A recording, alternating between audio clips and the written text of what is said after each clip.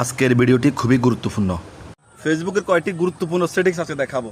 আপনার অ্যাকাউন্টটা সচল রাখার জন্য, আপনার প্রোফাইল স্ট্যাটাসটা সচল রাখার জন্য কি কি করণীয় সেগুলো আজকে দেখাবো। যেমন কি আপনারটা হচ্ছে ফেসবুকের আপনি ইস্যুজনিত কী আছে, রেস্ট্রিকশন কী আছে, কোত্থেকে আপনি ডিলিট করে দিবেন বা আপনার কপিরাইট কোত্থেকে আছে, এই সেটিংসগুলো আজকে দেখাবো যেখানে আপনার অ্যাকাউন্টটা সচল রাখতে পারেন। তাই ভিডিওটা না টেনে শেষ পর্যন্ত দেখুন। তো প্রথমে আপনার অ্যাকাউন্টের প্রোফাইলে চলে আসবেন।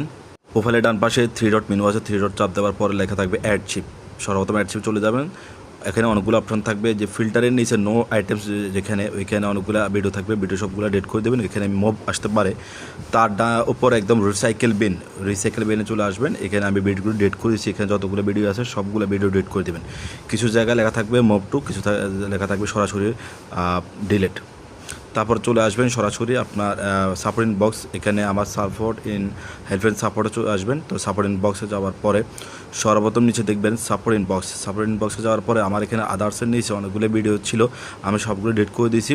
এগুলো ডেট করে দিবেন। একদম পরে রিপোর্ট অ্যাবাউট আদার্স, এখানে ঢুকবেন। এখানে ঢোকার পরে যেগুলো রিপোর্ট থাকবে এগুলো ডেট করে দিবেন।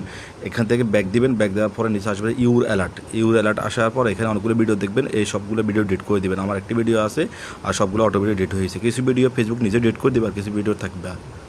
তারপর সরাসরি প্রোফাইল স্ট্যাটাস আমরা ঢুকবো। একদম উপরে প্রোফাইল স্ট্যাটাসে ঢোকার পরে আমরা এখানে দেখবো আমাদের রেকমেন্ডেশন, মনিটাইজেশন, মার্কপ্লেস এগুলো ওকে আছে কিনা সবগুলো চেক করবেন। চেক না থাকলে